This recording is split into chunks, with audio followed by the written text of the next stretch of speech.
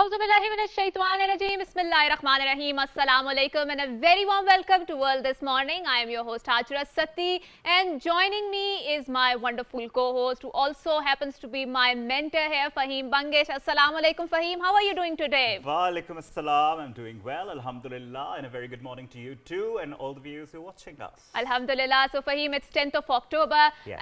and there are 2 days like we are celebrating today, but one of the day is World Homeless Day, and I would like to take this opportunity to talk about what does that mean to be uprooted from your home, from your belonging, and what does the feeling of dispossession mean. And I want to talk about in the context of what is going on in the Gaza. We've seen that people of Gaza has been besieged. It has been described as the one of the largest open air prison where 2 million people are living. They are not allowed, or they cannot afford the basic principle which is of human dignity in the first place. True, because we also see they're in a state of constant curfew, and just thinking about it, Hajra, makes me cringe. Living in such conditions, living in an area where you are under constant watch, be it Kashmir, be it Palestine. But right now, of course, we know that Palestine is under a lot of problems because of what happened on Saturday. And we now do see the repercussions and the reaction by the Israeli government, and we do see the global north supporting the Israeli government, but we can't really say what's going to happen in the future, because like you and I were having a discussion earlier, and it depends on the strategy. But talking about homelessness, if I talk about myself, I can't even imagine, I can't even begin to imagine thinking about living in an area where I would not be able to do things which I like, which I take for granted, for instance, living in a free country like Pakistan. And I think one of the important things that we are missing here when we talk about the Gaza and Israel dimension, which is the settler violence that has been going on. How Israel is building lots of houses, dispossessing Palestinians there who are unarmed. They do not have a proper army there. They are defenseless, and they have been pounded again and again. And we have seen that how Israel has flattened the entire Gaza again and again. And but we do see that there's a resistance movement going on within the Gaza, and we have seen that how people whose families have been destroyed, uprooted, their loved ones killed, incarcerated. Currently, at the moment, there are 1,000 Palestinians unjustly incarcerated in the Israeli jails without any pretext, without any law there, right? And that, Hajra, I think has made them more brave, made them more resilient, and we don't see any fear in their eyes, not even an iota of fear in their eyes. Of course, and the temerity of the resistance which is going on within the Gaza Strip in the form of the Hamas, it is, I think, just mind-boggling, and it has stunned the Israel. And I think this is what happens when you dispossess the people who have a legitimate right to live in their own countries, and when you pound their basic human rights, because they are going to resist and they are going to take the possession back of their homes in the first place. So now let's talk about our top stories. So Fahim, why don't you take the honors? Yes, definitely. Well, the caretaker government, it will play its due role in facilitating the Election Commission for free, fair and transparent elections in the country, and talking to PTV anchors and vloggers. Caretaker Prime Minister Anwarul Haq Kakar, he said that we are facing challenge of terrorism and security, and coordinated measures are being taken to deal with them. Also, Anwarul Haq Kakar said fight against terrorism will continue till the elimination of the last terrorist. Also adding that billions of dollars are being invested in Pakistan by friendly countries under Special Investment Facilitation Council. Also, the Prime Minister said the government's job is basically to carry out effective policy making in all sectors. Also adding to that, and replying to a question, he mentioned that spreading fake news in the garb of freedom of expression and speech is regrettable. Also, the Prime Minister said less attention to administrative issues has led to inflation in the country, circular debt and smuggling. Of course, we are watching the stringent measures being taken by the government, and we're watching some positive developments as a result of those measures, as a result of those steps. We're watching the dollar coming down. We're watching the level of smuggling which is coming down. We're watching the huge step that the government has taken as far as the illegal Afghan refugees in Pakistan is concerned, who are going and who have been now given a deadline of the month of October. Right. And moving on to another top story, which is about, of course, the World Cup is happening, and Pakistan is a nation that is truly invested in the cricket. So Pakistan will face Sri Lanka today in the second match of the ICC World Cup 2023 in Hyderabad. PTV Sports HD will telecast the match live. Both teams faced each other 8 times in the World Cup, and Pakistan won 7 matches, while 1 match ended in no result. Pakistan has beaten Netherlands by 81 runs in their opening match of the ICC World Cup 2023. And of course, like I said yesterday, that best of luck to Team Pakistan. But of course, no pressure at all, because the game is designed in a way that one team is going to win and another is going to lose. Yes, but having said that, Hajra, I would say again that the pressure is always going to be there. Of course. A, the match is going to being played in India. It's not the home ground. And B, it's the home ground of the rivals, the arch rivals. Right. So yes, it's going to be a bit difficult for the Pakistani team, but that's the test of their nerves. That's the basic test now. And let's see. And of course, what we can say is may the best team win. Right. So, Fahim, I think let's not monopolize the conversation because it's the World Mental Health Awareness Day, and we've seen that around the world mental illnesses are on the rise, right? There are lots of conversations, there are lots of discourses, and mental health is more than the absence of mental disorders in the first place, right? So, without any further ado, we would like to introduce our guest and kickstart the conversations, because there's a lot to contribute in this segment. Of course, and our first guest that we have today in our first segment is Dr. Sabahat Hamid. She's a consultant psychiatrist with one of the leading hospitals of Islamabad. And Dr. Sabahat, good morning, assalamu alaikum, and a very warm welcome. Thank you very much for inviting me over. Right. So, Dr. Sabahat, do you agree with the statement that mental health is more than the absence of mental disorders in the first place? Absolutely, I do agree with that. Right. And I think you are just quoting a paragraph from World Mental Health. Yes. World Health Organization's definition of the health. So I would just like to know everybody that the health's definition is if you are in complete harmony of physical, mental and social well-being, then you are healthy. It doesn't mean that only the absence of any disease and you are healthy. And then if your mental health is aligned with your physical health, then only you are able to function well and you can contribute to the society. Right. Yes. So Dr. Sabahat, do you believe that we need to observe this day in particular, because obviously mental illnesses are across the rise on the world stage, and obviously a lot of people say that these diseases or these conditions have been going on for a long time, but now people have started talking about it openly, and obviously there are lots of stresses in the environments, in an external stimuli. So would you like to elaborate on that part? Definitely. So I would just like to go back to the background of the World Mental Health Day, that why do we observe it? So because as you already know that mental health is very stigmatized, not just in Pakistan, it started from the globally. So in 1992, World Mental Health Foundation in collaboration with WHO started observing this day, not just to create awareness, but just to liaison and collaborate with the stakeholders, government organizations, so we can raise awareness, we can advocate about mental health, and not just about that, so we can make the policies too. So since then, from 1992, on the 10th of October, this day is observed as the World Mental Health Day. And every year we have a different theme on that, and across the year all the mental health specialists, psychiatrists, psychologists, stakeholder work on that theme.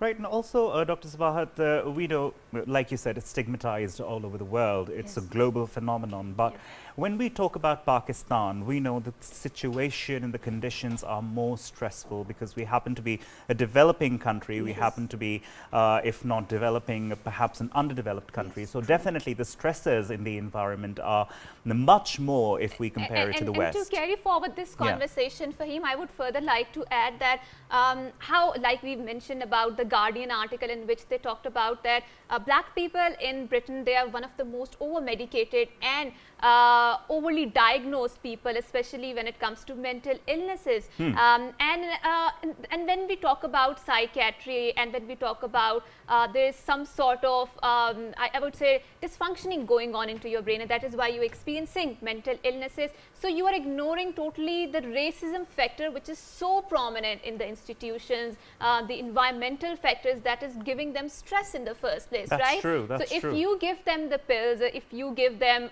some sort of a relief, but then you ignore the racism factor, so you're not actually addressing the root cause of it, right? Exactly, and sometimes they're over-medicated and sometimes the disease is perhaps over-diagnosed. For example, these days we do see a condition known as autism, which is being overly diagnosed in many children especially, which can perhaps be treated in a much better manner.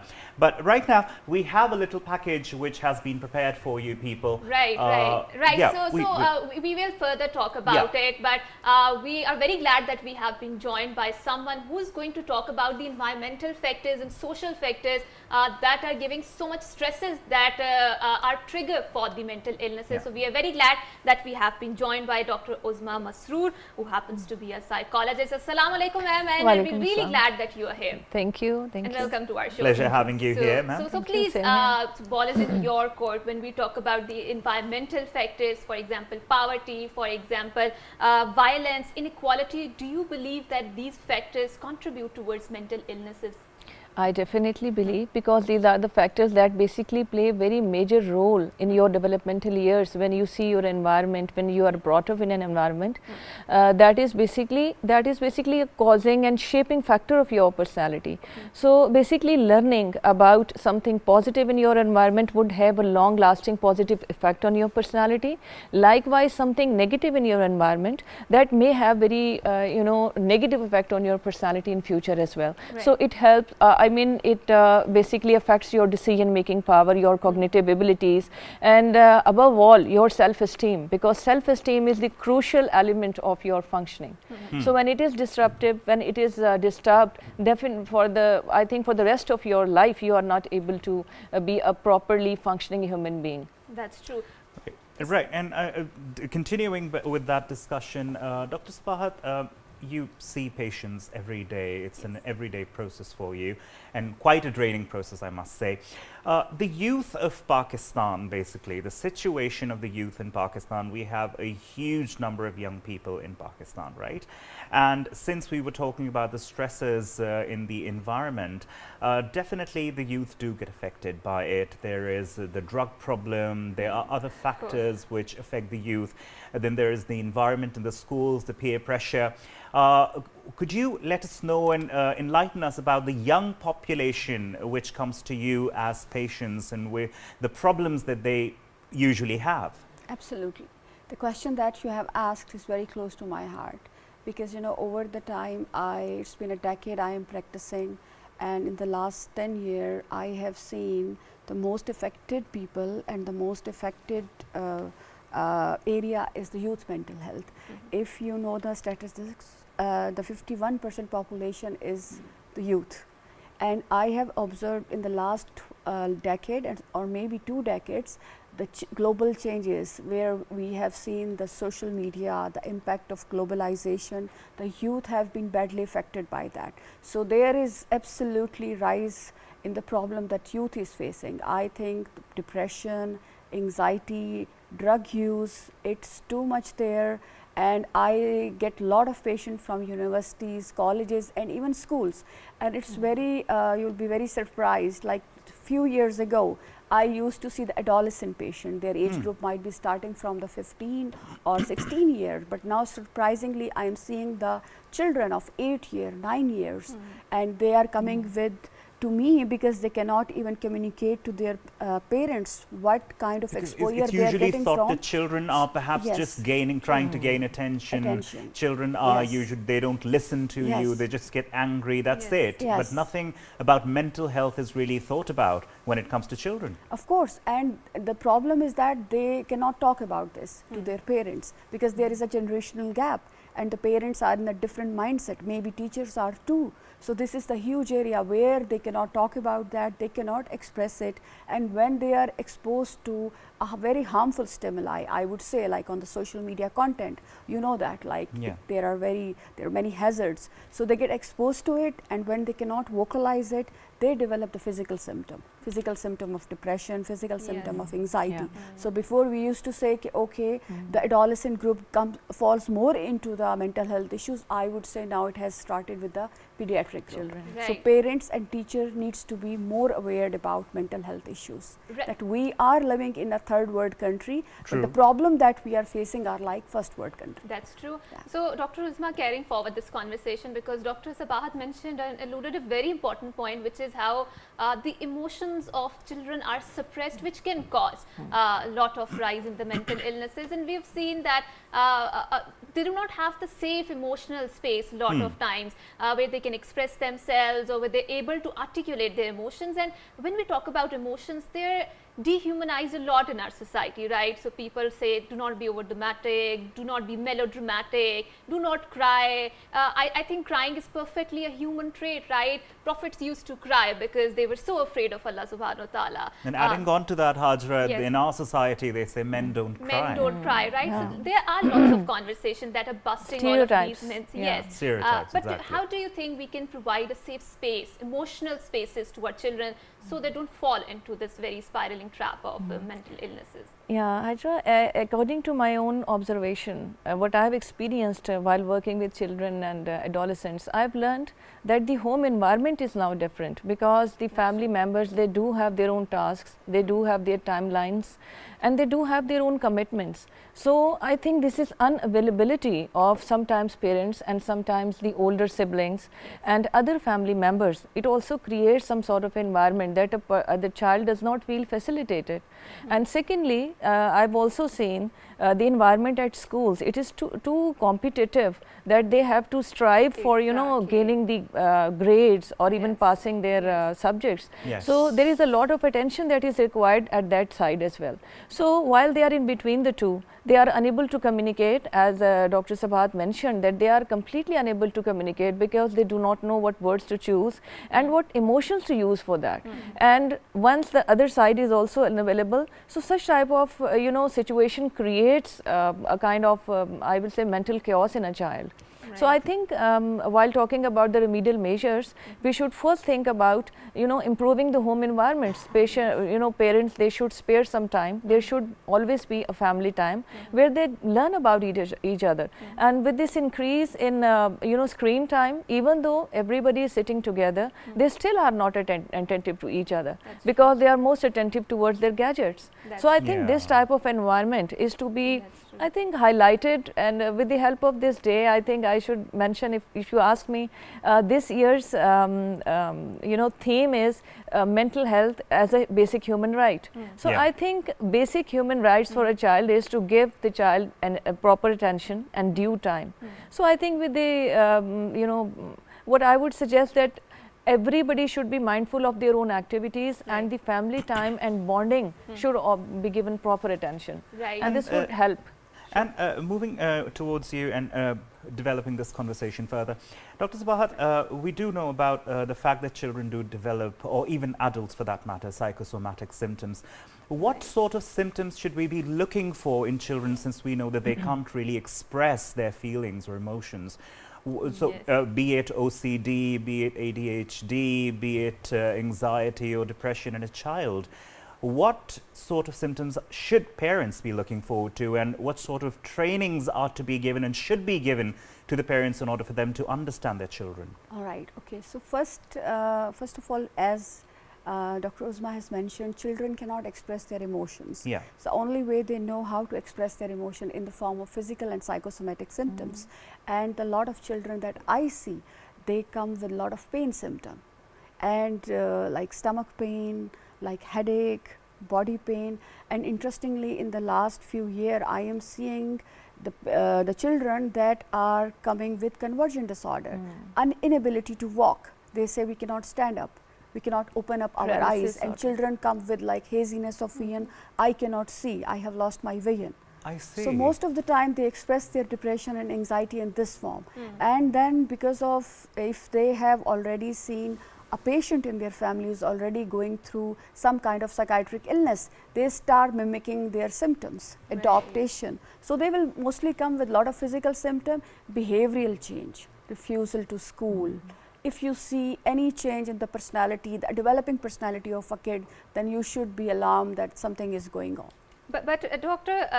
Sabahat and Dr. Uzma, I would like to ask both of you this question. I'm pretty sure many patients walk towards you in your clinic, and when you're dealing with that, and they have their own traumatic stories to tell, right? And in this, I think emotions are very contagious, so they might leave some of the trauma with you when you're dealing with such sort of patients. So in this environment, how do you keep your own mental health, you know, in a more fitness place, right? Or how do you maintain your own sanity? Because there are so many stories out there, especially with the patients and sort of the complexities of this current era, that whenever you listen to them, it does leave an indelible impact on your own self, right? So how do you deal with it? Well, I would say that I think I would say that we are scientists, right? We deal with the brain. So for us, we have to take it very professionally. When a person comes to us, of course, empathy is the key point. Right. So we should be empathetic, but definitely we take it as a profession and we try to be there. And then absolutely you're right that we should look after our mental health. The mental health professional who keep a balance between their own mental health and patient mental health, they can only create the difference in the society. Because also to add on to that, because there are patients who are suffering from the mental health disorders, they develop this transference with the therapist, and sometimes the therapists, they develop countertransference. How do you manage that? Because that is also keeping a balance between the two is very difficult. Yes, we have.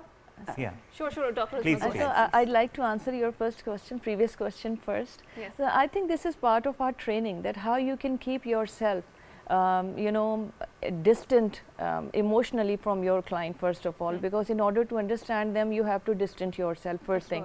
Secondly, we are human beings, definitely we are affected, and secondly, we need empathy as well. So at the same time, we can prevent ourselves by using different measures that we have already learned and we teach others too. And third very important thing is, as a therapist, when we see people, they change their lives. We see happiness on their faces. When see they have modified their life and they are very contented now before you know, coming to us. So this is also very self-encouraging. I think this is the food for us. I think I'm right. Yes. Sure. And You answer to your second question is, the transference is very likely because a person who comes to you for some sort of psychological help is already devastated. So it is very natural that they get emotionally attached to you. But then again, we are trained basically how to keep this not part of your therapy. You have to keep a person dependent to some level, because this is how they are going to listen to your suggestions, but afterwards make them independent, because a good therapist is the one who can identify and prevent the transference happening in the sessions. And what about countertransference? The transference is also very common, I understand, but then this is your training, this is your practice that you can do that. You have to do that. As a human being, sometimes things are very difficult. Then we have different, you know, I would say SOPs, how you can refer someone you are emotionally attached to or someone else is towards you. So this is how you can refer the same client to someone else without even, you know, mentioning the other person, of course taking their consent, but you can always have a change of scenario during therapy. Right. So Dr. Sabahat, you wanted to jump in. Would you like to carry forward the conversation? Because one of the things that I think we also talked about yesterday, Fahim, is that there's a lot of criticism leveled, especially at the pharmaceutical industry. And I would say, how would you respond to the criticism of the psychiatrists, because they subscribe the happy pills to the people, right? And in doing so, a lot of them are benefiting the pharmaceutical industry while totally ignoring the environmental factors that are contributing contributing towards the stresses in the first place, right? So how would you describe it in the first place? Because there's this presence of happy pill in the market, and usually it is said that whenever, obviously you do feel low moments, weak moments in your life, we are human beings, so people just want to have a good escape, and those pills are that escape. So how dangerous is this practice? Well, I think this is one of the biggest myth that you have asked me, and I'm glad that you did. Sure, you know, sure. So these are not dangerous pill at all. Okay. So depression, anxiety, or any kind of mental health disorder is not the disorder that we develop because of psychological reason, biological, your brain, right? Okay. Now the latest concept and the modern understanding about mental health illness, it's not just like emotional or psychological illness. It is like medical illness where your brain is not synthesizing certain chemicals, just like happens in blood pressure and diabetes, and you get it treated with the medication. Same goes for mental health illness. And about that pharmaceutical manipulation, this is not just the phenomena in Pakistan, it's very controversial topic.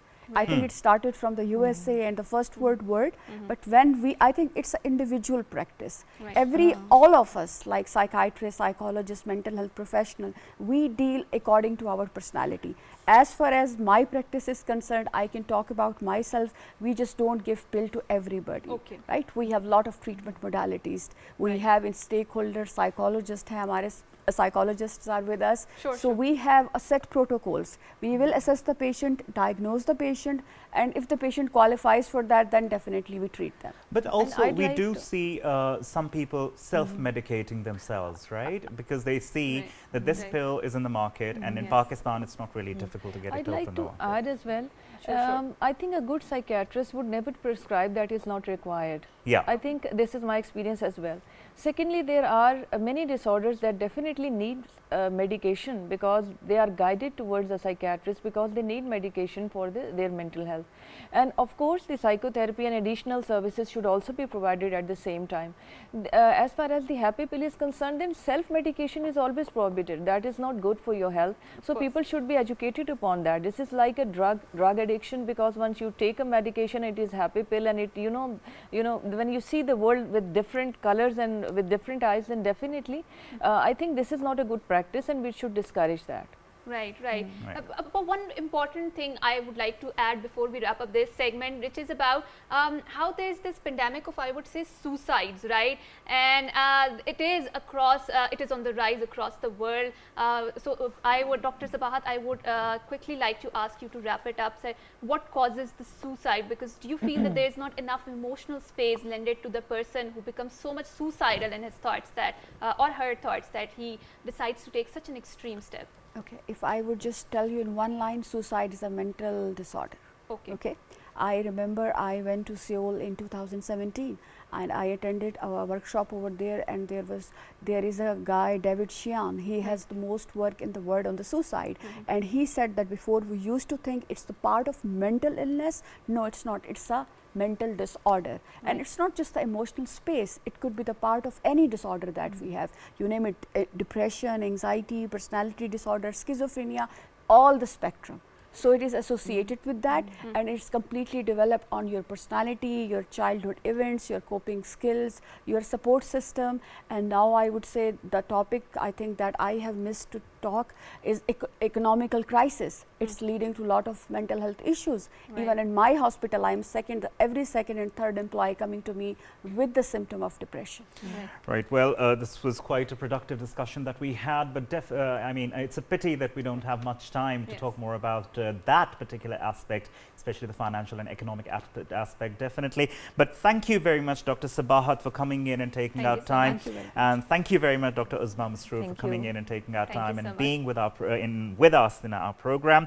Well, viewers, we will be right back after a short break. You stay tuned and don't go anywhere.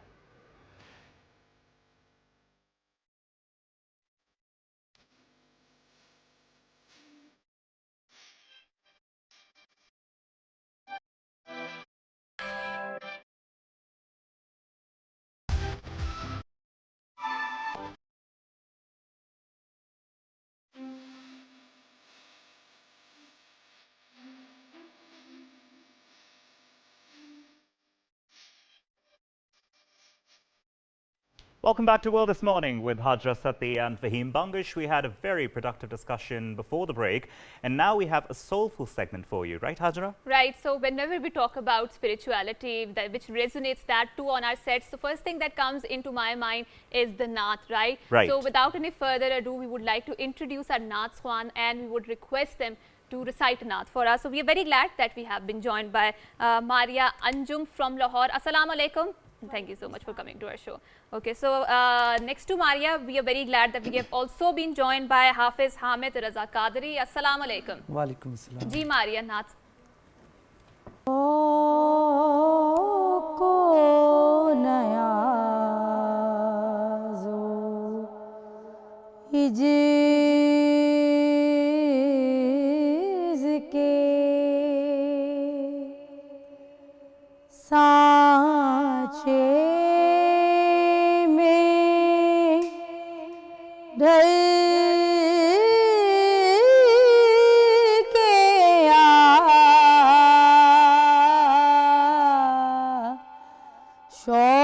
शौक को नयाज़ो इजिज़ के सांचे में ढल के आ ये कूचाए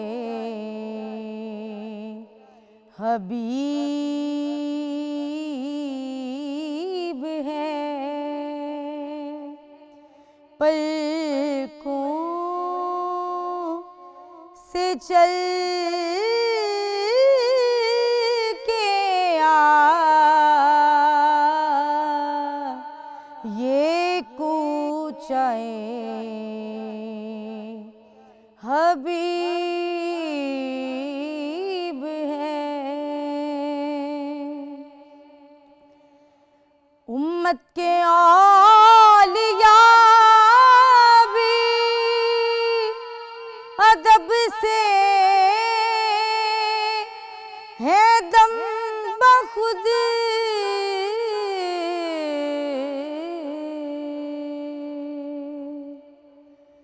उम्मत के औलिया भी अदब से है दम बखुद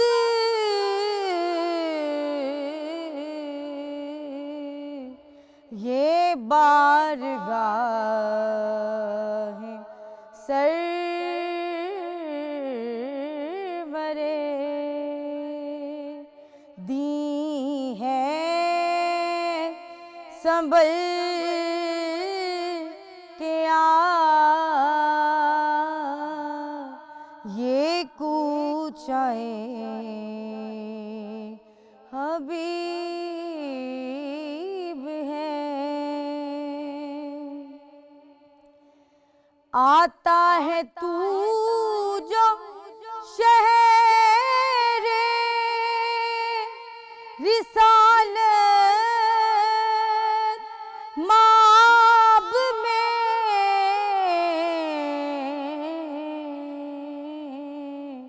हिरसो हवा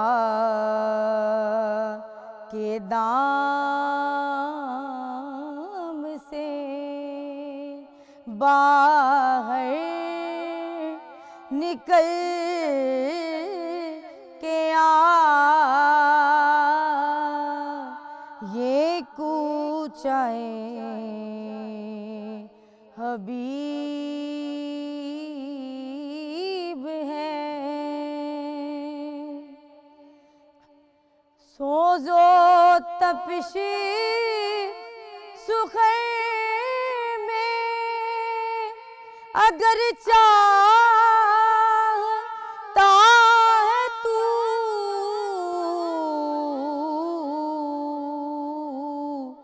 इश्क़ नबी की आग से ताइब पिघल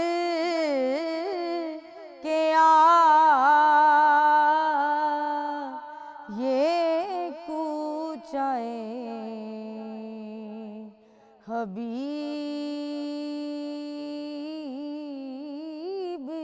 ہے پلکوں سے چل کے آ شوق و نیاز و عجز کے. حافظ صاحب آپ سے بھی کچھ سننا چاہیں گے. کوئی سلیقہ ہے آرزو کا نہ بندگی میری بندگی ہے یہ سب تمہارا کرم ہے آقا کہ باتیں اب تک بنی ہوئی ہیں یہ سب تمہارا کرم ہے آقا. کسی کا احسان کیوں اٹھائے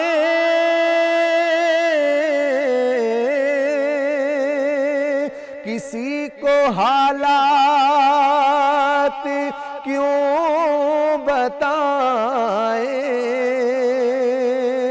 کسی کا احسان کیوں اٹھائے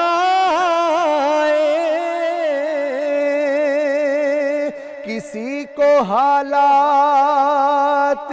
کیوں بتائے تمہیں سے مانگے گے تم ہی دو گے تمہارے در سے ہی لو لگی ہے یہ سب تمہارا کرم ہے آقا. بشیر کہیے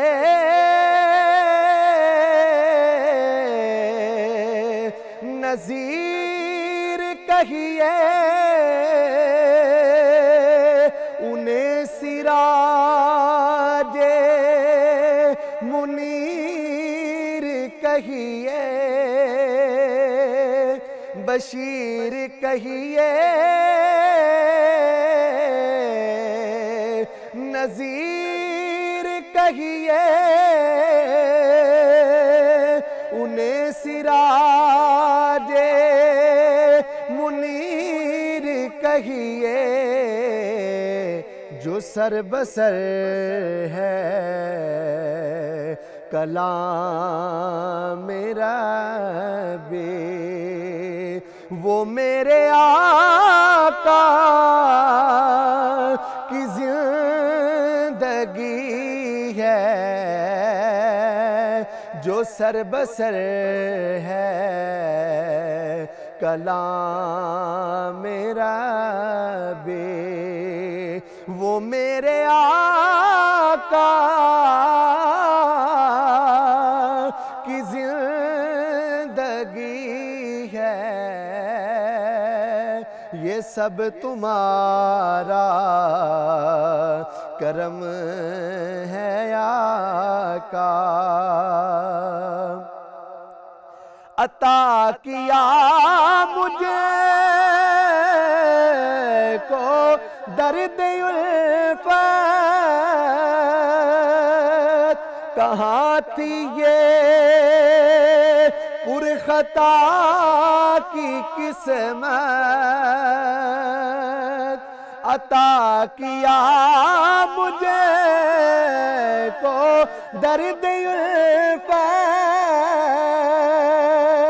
کہاں تھی یہ پرخطا کی قسمت میں اس کرم کے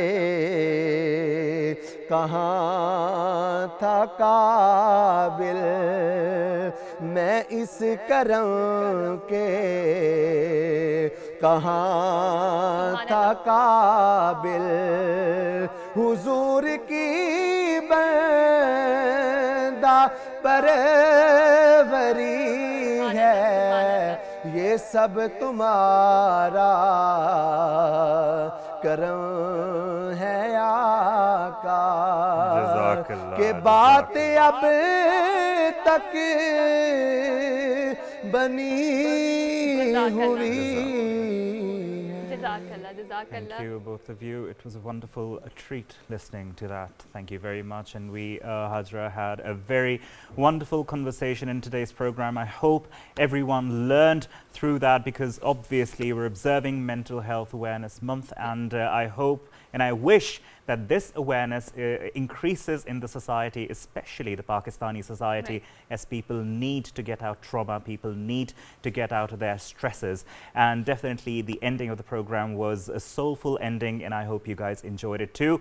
And inshallah ta'ala, we will be seeing you tomorrow. You guys look after yourselves, have a lovely day ahead.